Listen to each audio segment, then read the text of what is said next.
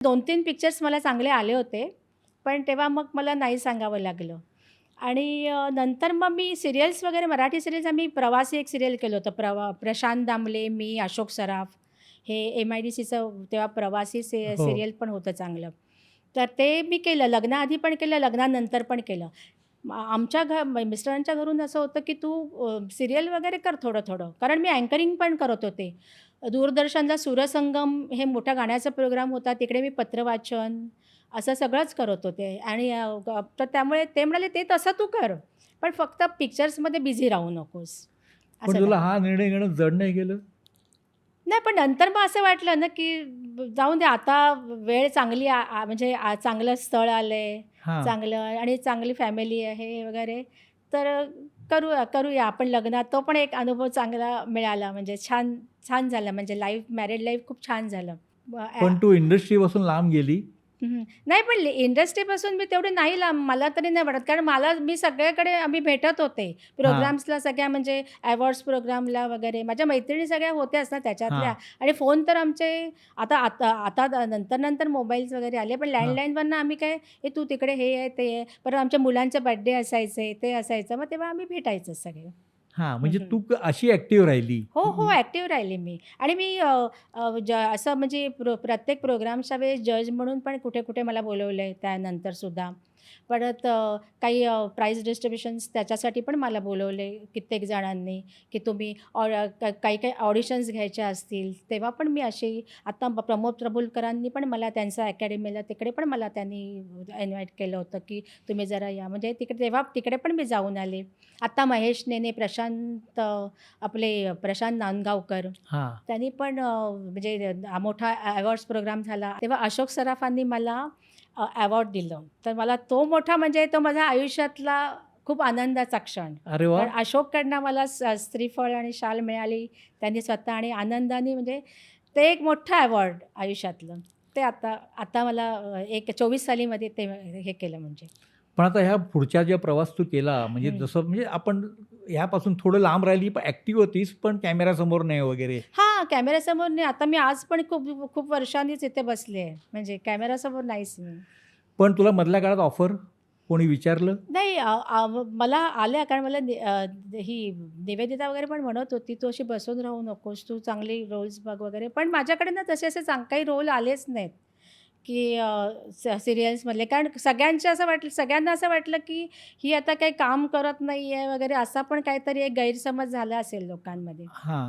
म्हणून पण माझ्याकडे काय असं सिरियलसाठी नाही आले म्हणजे असे काही रोल आणि अ, असं वाटलं की आपण खूप छान कामं केली आहेत तेव्हा. असं पण पण आता पण छान सीरियल्स वगैरे असतात मी बघते आहे. पण नाही आले माझ्याकडे तसे. पण आता समजा तुला ऑफर आल्या, हं, हं. येतीलच. कारण मग वर्षभरामध्ये मराठीमध्ये 110, 120 चित्रपट हो, रिलीज हो. होतात. हो, हो, हो. म्हणजे बनतात ते वेगळे आणखीन. हो, हो. सीरियल आहे, वेब सीरीज आहे, रंगभूमी आहे. तर तुला आता काय अपेक्षा आहे म्हणजे? नाही आला चांगला तर मी रोल करेन, पण छोटासा रोल वगैरे करेन. कारण आता काय अजून म्हणजे भीती पण थोडीशी आता वाटते. कारण एवढा गॅप मोठा आहे खूप हा माझ्या करिअरचा. तर त्याच्यामुळे आता अशी म्हणजे माहिती नाही असं, की आपण परत आता म्हणजे आताचे कलाकार आपण बघतो ना, कसे हां. छान म्हणजे नॅचरल एकदम त्यांचं. आमच्या वेळेस तेवढं मला नाही वाटलं, की आम्ही खूप अगदी नॅचरल काम करत होतो. आताच्या म्हणजे काय सगळे कलाकार म्हणजे असं आपल्याला वाटतच नाही अगदी खूप नॅचरल कामं करतात ही मुलं-मुली छान म्हणजे. पण त्यांच्यामध्ये सुद्धा आपण तेवढं म्हणजे जर मी तेव्हापासून जर करिअर कुठे थांबवलं नसतं ना, तर हां, आज मी पण चांगली असते म्हणजे. हां. आता अलका वगैरे अजून करतायत कामं. हो. निवेदिता हां. सगळे असं करतायत. सविता करते आमची अजून हो, चांगलं. हो. पण माझा थोडासा मध्ये प्रवास हा थांबल्यामुळे नाही मला तुझा प्रवास तसा थांबला, पण तू आता जी काही कामं सांगितलीस तू हं. करते इकडे-तिकडे परीक्षक वगैरे, त्यामुळे तू ह्या इंडस्ट्रीशी कनेक्ट आहेस. करेक्ट आहे. हो, हो. ते मात्र आहे. पण तुला काय बदल जाणवतो? अ, नाही असं तसं काही असं वाटलं नाही तसं बदल काय असं तेवढा जाणवत नाही. असं काय जाणवत नाही. नाही, नाही. ते आपण ते दिवस अनुभवले. बस तीच आठवण खूप आहे माझ्याजवळ. म्हणजे एवढ्या चांगल्या मेमरीज आहेत ना त्या हां, पूर्वीच्या, की छान वाटतं ते कधी-कधी. आता तुमच्याकडे मी तर ह्या सगळ्या बोलते त्यामुळे मला पण असं बरं वाटतंय म्हणजे हां, हं. आणि हां. चांगलं वाटतंय सगळं.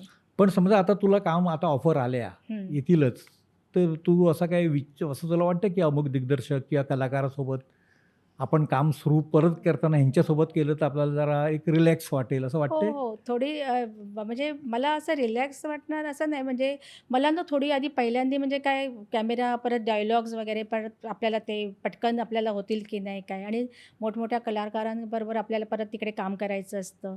हां. तर मला असं जरा ती थोडी भीती आहे मनात. नाही, पण असं कोणासोबत काम करावसं वाटेल तुला आता? किंवा आता ह्याच्याबरोबर एक कामाला सुरुवात केली तर मी परत ट्रॅकवर येईल?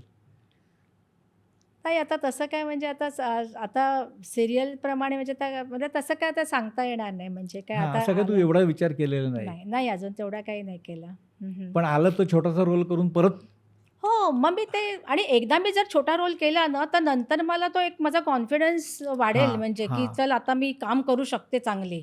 हां, कारण आता मी कॅमेऱ्याला हे करू फेस देऊ शकते चांगली. कारण आता काय ती थोडी भीती आहे अजून मनात, ती अजून गेली नाही आहे. कारण हां, माझा तरी मी सीरियल्स लग्नानंतर मी सीरियल्स खूप केल्या. म्हणजे निष्कृती केलं, आपल्या शुभंकर घोषचं विघ्नहर्ती केलं. म्हणजे खूप मी serials darling darling Prashant Damle, Suchitra Bandekar, मी झुंज केलं अनिल कालेलकरांचं. त्या सीरियल्स मी करतच होते. पण त्याच्यानंतर थोडा माझा मुलगा आदित्य म्हात्रे, तो माझा मुलगा जरा थोडा, मग तो शिक्षण त्याचं मग 8, 9, 10th, मग हां, म्हटलं नको, आता माझ्या मिस्टरांचा पण बिझनेस होता, हां, आणि म्हटलं आता दोघांनीही जर जर त्याच्याकडे लक्ष म्हणजे दोघंही जर बाहेर असलो, तर त्याच्याकडे पण थोडं आई माझीच त्याला बघत होती. पण म्हटलं त्याच्याकडे पण आपण थोडंसं शिक्षणाकडे लक्ष दिलं पाहिजे. म्हणून मी त्याच्याचकडे मग लक्ष दिलं, आणि मग तो आज चांगला बी.कॉम, MBA होऊन आता चांगला जॉब पण करतो. म्हणजे मी सॅटिस्फाय आहे.